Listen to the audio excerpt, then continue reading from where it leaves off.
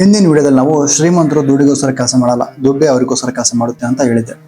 ಅದು ಕೇಳೋಕ್ಕೇನೋ ಚೆನ್ನಾಗಿದೆ, ಆದರೆ ಅದು ಹೇಗೆ ಸಾಧ್ಯ? ನಾನಿವತ್ತು ಚಾಪ್ಟರ್ 2 ಬಗ್ಗೆ ಮಾತಾಡ್ತೀನಿ. ಈ ಚಾಪ್ಟರ್ ನಮಗೆ ಏನು ಕಲಿಸುತ್ತೆ ಅಂದರೆ, ನೀವು ಎಷ್ಟು ದುಡ್ಡು ಮಾಡ್ತೀರ ಅನ್ನೋದು ಮುಖ್ಯ ಅಲ್ಲ, ನಿಮ್ಮ ಹತ್ರ ಎಷ್ಟು ದುಡ್ಡು ಉಳಿಯುತ್ತೆ ಅನ್ನೋದು ಮುಖ್ಯ. ನೋಡಿ ಬಾಸ್, ಲಾಟ್ರಿ ಹೊಡೆದವರು ಅಥವಾ ಕೋಟ್ಯಾಧಿಪತಿ ಆದವರು ಕೆಲವು ವರ್ಷಗಳಲ್ಲಿ ಮತ್ತೆ ಬಡವರಾಗಿರೋದನ್ನ ನೀವು ನೋಡಿರ್ತೀರ. ಯಾಕೆ ಗೊತ್ತಾ? ಅವರಿಗೆ ದುಡ್ಡು ಮಾಡೋದೇನೋ ಗೊತ್ತು, ಆದರೆ ಆ ದುಡ್ಡನ್ನು ಹೇಗೆ ಇಟ್ಕೊಳ್ಳೋದು, ಹೇಗೆ ಉಳಿತಾಯ ಮಾಡೋದು, ಹೇಗೆ ಇನ್ವೆಸ್ಟ್ ಮಾಡೋದು ಅಂತ ಗೊತ್ತಿಲ್ಲ. ಇವತ್ತು ನಾನು ನಿಮಗೆ ಫೈನಾನ್ಷಿಯಲ್ ಲಿಟ್ರಸಿ ಅಂದರೆ ಏನು ಅಂತ ಪಕ್ಕ ಲೋಕಲ್ ಎಕ್ಸಾಂಪಲ್ ಕೊಟ್ಟು ಹೇಳ್ತಾ ಹೋಗ್ತೀನಿ. ನೀವು ಶ್ರೀಮಂತರಾಗಬೇಕಂದ್ರೆ ಅಸೆಟ್ ಮತ್ತು ಲಿಯಬಿಲಿಟೀಸ್ ಏನೋ ವ್ಯತ್ಯಾಸ ಗೊತ್ತಿರಬೇಕು. ಅಷ್ಟೇನಾ ಅಂತ ಕೇಳಬೇಡಿ, ನಮಗೆಲ್ಲ ಗೊತ್ತು ಅಂತ ಅನಿಸುತ್ತೆ, ಆದರೆ ನಾವಿಲ್ಲೇ ಎಡಬೋದು. ನೋಡುಗರು, ಶ್ರೀಮಂತರು ಆಸ್ತಿ ಅಂದರೆ ಅಸೆಟ್ ಮೇಲೆ ಫೋಕಸ್ ಮಾಡ್ತಾರೆ, ಬಡವರು ಮತ್ತು ಮಿಡಲ್ ಕ್ಲಾಸ್ ಜನ ಲಿಯಬಿಲಿಟೀಸ್ ಮೇಲೆ ಫೋಕಸ್ ಮಾಡ್ತಾರೆ. ಈ ಅಸೆಟ್ ಅಂದರೆ ಯಾವ ವಸ್ತು ನಿಮ್ಮ ಜೇಬಿಗೆ ದುಡ್ಡು ಹಾಕುತ್ತೋ ಅದು ಅಸೆಟ್. ಫಾರ್ ಎಕ್ಸಾಂಪಲ್, ಬಾಡಿಗೆ ಬರೋ ಮನೆ, ಮಾರ್ಕೆಟ್ ಶೇರ್ಸ್, ಈ ಬಿಸ್ನೆಸ್, ಈ ಥರ. ಲಿಯಬಿಲಿಟೀಸ್ ಅಂದರೆ ಯಾವ ವಸ್ತು ನಿಮ್ಮ ಜೇಬಿಂದ ದುಡ್ಡು ಆಚೆ ತೆಗೆಯುತ್ತೋ ಅದು ಲಿಯಬಿಲಿಟಿ. ಫಾರ್ ಎಕ್ಸಾಂಪಲ್, ಸಾಲ ಮಾಡಿ ತಗೊಂಡ car, credit card bill, mobile EMI, ಈ ಥರ. ಈಗ ಒಂದು ಕಾಂಟ್ರವರ್ಸಿಯಲ್ ಮ್ಯಾಟ್ರ್ ಹೇಳ್ತೀನಿ ಕೇಳಿ. ರಾಬರ್ಟ್ ಕೇಸೆ ಕೇಳ್ತಾರೆ, ನಿಮ್ಮ ಮನೆ ನಿಮ್ಮ ಆಸ್ತಿನೇ ಅಲ್ಲ ಅಂತ. ಏನ್ ಗುರು ಹಿಂಗೆ ಹೇಳ್ತೀಯಾ ಅಂತ ನಮ್ಗೆ ಬೈಬೇಡಿ.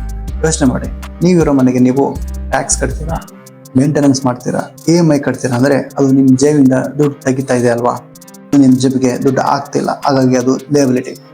ಒಂದು ವೇಳೆ ಅದೇ ಮನೆಯನ್ನು ನೀವು ಬಾಡಿಗೆಗೆ ಕೊಟ್ಟು ಅದರಿಂದ ಇನ್ಕಮ್ ಬರ್ತಿದ್ರೆ ಮಾತ್ರ ಅದು ಅಸೆಟ್ ಆಗುತ್ತೆ. ಅರ್ಥ ಆಯ್ತಾ? ಈ 3 ಥರದ ಜನರ ಕ್ಯಾಶ್ ಫ್ಲೋ ಹೇಗಿರುತ್ತೆ ಅಂತ ನಾನು ನಿಮಗೆ ಹೇಳ್ತಾ ಹೋಗ್ತೀನಿ. ಈ ಬಡವರು ಸಂಬಳ ಬರುತ್ತೆ, ಆ ಕಡೆಯಿಂದ ಬಾಡಿಗೆ, ಊಟ, ಬಟ್ಟೆಗೆ ಖರ್ಚಾಗುತ್ತೆ, ತಿಂಗಳ ಕೊನೆಯಲ್ಲಿ ಜೇಬಲ್ ಏನೂ ಇರೋ ಮಿಡಲ್ ಕ್ಲಾಸ್ ಜನ ಇವ್ರು ಸ್ವಲ್ಪ ಡಿಫ್ರೆಂಟ್. ಸಂಬಳ ಬರುತ್ತೆ, ಇವ್ರನ್ನ ತಗೊಂಡೋಗಿ ಲಿಯಬಿಲಿಟೀಸ್ ತಗೊತಾರೆ. Example, car loan, home loan, latest phone, ಈ ಥರ. ಇವ್ರು ನೋಡೋಕ್ಕೇನೋ ಶ್ರೀಮಂತರ ಥರ ಕಾಣಿಸ್ತಾರೆ, ಆದರೆ ಇವರ ಲೈಫ್ ಫುಲ್ ಸಾಲದ ಮೇಲೇ ನಿಂತಿರುತ್ತೆ. ಶ್ರೀಮಂತರು ಇವರು ಬಂದ ದುಡ್ಡನ್ನು ಮೊದಲು ಅಸೆಟ್ ಮೇಲೆ ಇನ್ವೆಸ್ಟ್ ಮಾಡ್ತಾರೆ. ಆ ಅಸೆಟ್ ಇವರಿಗೆ ಇನ್ನೂ ಜಾಸ್ತಿ ದುಡ್ಡು ಕೊಡುತ್ತೆ. ಆಮೇಲೆ ಆ ಬಂದ ಎಕ್ಸ್ಟ್ರಾ ದುಡ್ಡಲ್ಲಿ ಇವರು ಕಾರ್ ಅಥವಾ ಐಷಾರಾಮಿ ವಸ್ತುಗಳನ್ನ ತಗೋತಾರೆ. ಸಿಂಪಲ್ ಆಗಿ ಹೇಳ್ಬೇಕಂದ್ರೆ, ಬಡವರು ಮೊದಲು ಖರ್ಚು ಮಾಡ್ತಾರೆ, ಶ್ರೀಮಂತರು ಮೊದಲು ಇನ್ವೆಸ್ಟ್ ಮಾಡ್ತಾರೆ.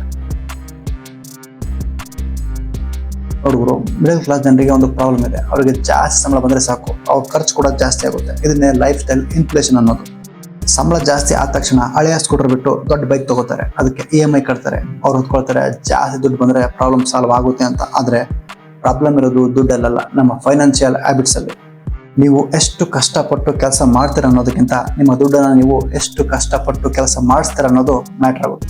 ಸೊ ಇವತ್ತಿನ ಪಾಠ ಇಷ್ಟೇ. ನಿಮ್ಮ ಮೈಂಡ್ ಸೆಟ್ಟನ್ನು ಚೇಂಜ್ ಮಾಡಿ, ಅಸೆಟ್ ಜಾಸ್ತಿ ಮಾಡಿ, ಲಿಯಬಿಲಿಟೀಸ್ ಕಡಿಮೆ ಮಾಡಿ.